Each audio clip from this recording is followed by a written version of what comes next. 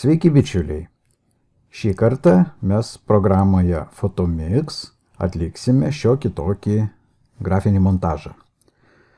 Štai mes turime du paveiksliukus. Va tokį žirgą ir štai tokį foną. Na kągis, atidarome programą Photomix. Kaip foninį paveikslėlį pasirinkime būtent paveikslėlį šiuo metu. Taip. Ir atidaryti arba tiesiog foninį paveiksliuką pertraukiam su kairiuoju pelės mygtuku. Pirminis planas įtraukime dešiniuoju pelės mygtuku žirgą. Toliau. Dabar pasirinksime šitaip ir pasirinksime taip. Galima dar mėlynas. Nu ką, pabandykim užtrinti. Matyt, ką aš padariau?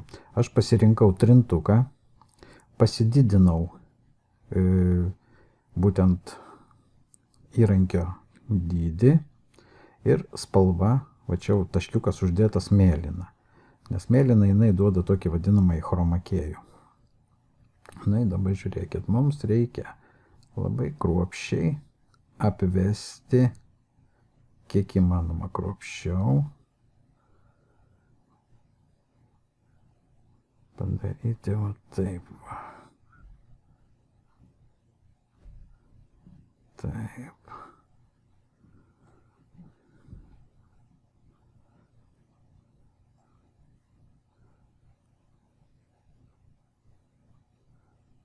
Taip.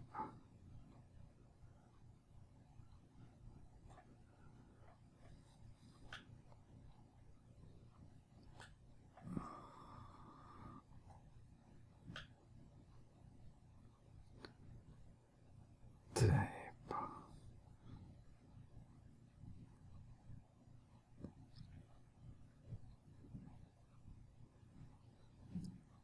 Suprantate, dabar yra tokie dalykai.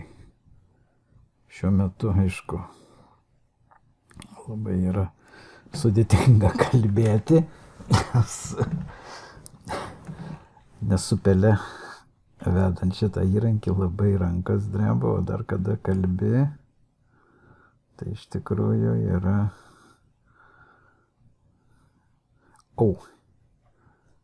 Čia reikia biškį atitraukti, aš čia apsirikau.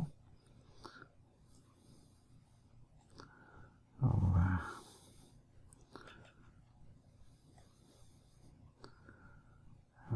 Taip. Na, atrodo, šitas etapas baigtas. O dabar čia darbas biškį. Čia gal šiek tiek persistengiau.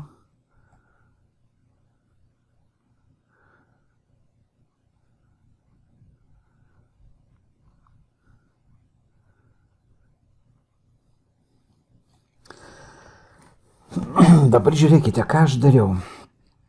Kartais, jeigu netyčia užkabinate tokią sritį, kuri nereikalinga būtų pažymėjimui, galima tiesiog, aš vedžiau su kairiuoju pelės mygtuku užspaustu, o tada paėmė dešinį pelės mygtuką paspaudyto į vietą ir jisai, matot, atžymėjo tą vietą. Dabar galima vėl kruopščiau su kairiuoju, kad ir pavieniais tokiais spraktelėjimais.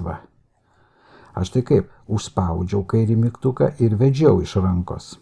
Nu, aišku, supranta, čia pamokėliai, galima sakyti, taip labai kruopščiai aš nepadariau, kaip norėtųsi, bet dabar viską aš tą turiu uždažyti.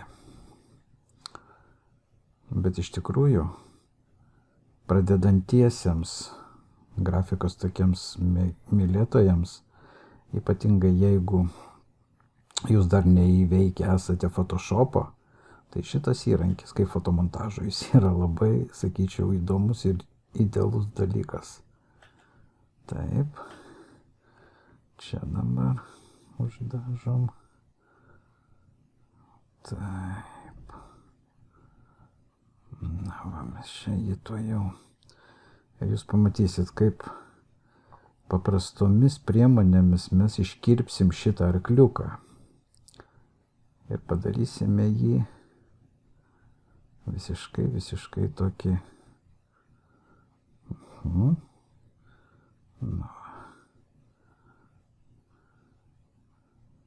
Va, kaip mes čia su juo susitvarkėme. Dabar žiūrėkit, čia va liko toksai baltas.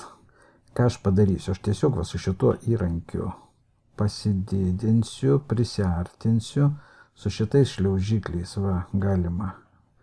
Matot, yra ir vertikalus, ir horizontalus šliaužikliai, va jos galima paimti. Ir dabar tiesiog sumažinsiu įrankio gabaritą. Dar galima biškį sumažinti. Va, ir dabar, ką aš padarysiu. Nu, va, užsidažė. Nu, ir atrodo viskas. Nu, va, dabar žiūrėkit. Galim atgal susimažinti paveikslėlį iki matomos zonos ir belieka mums paspausti kompoziciją. Matėte, fonas yra įkeltas, pirminis planas mes įsikeliam arkliuką ir nutrynėm su trintuku, būtent pasižymėję mėlyną spalvą ir paspaudžiame kompoziciją. Na ir ką, žiūrėkit. Dabar tą arklį mes negalim, bet ir turim va taip įnešti į dešinį kampą, nes čia, kaip matot, joje yra viskas apkarpyta. Todėl mes taip pat jį atnešim. Nu va čia. Galima šitaip daugiau. Taip. Nu ir dabar galima va čia Uvedanija Krajov šitas įrankis, jau tikriausiai atsimenat iš pirmos pamokėlės. Galime trupučiuką va tos pakraštukus prablukinti ir gaunasi toksai natūralesnis įsikomponavimas. Zglažavanėje paliekam varnelę. Nu ir žiūrėkit, viskas. Galima, žinoma, dar vieną dalyką padaryti. Galima užspausti ant klaviatūros Shift klavišą ir tą arkliuką tiesiog proporcingai pamažinti. Pažiūrėkim, kaip išeis jisai mažesnis. Nu, žinote, o galbūt mažesnis jisai ir gražiau atrodo. Nu va, spaudžiame Finish ir belieka mums išsaugoti paveikslėlį. Išsaugoti, duodam jam vardą. Arkliukas. Pasižymim darbastalis рабочий стол ir išsaugoju. Ir dėmesio. Štai mes gavome tiesiog užbaigtą rezultatą. Nu kągis, tikiuosi pamokėlė patiko. Prenumeruokite kanalo naujienas, nykščius kelkite į viršų ir iki sekančių susitikimų.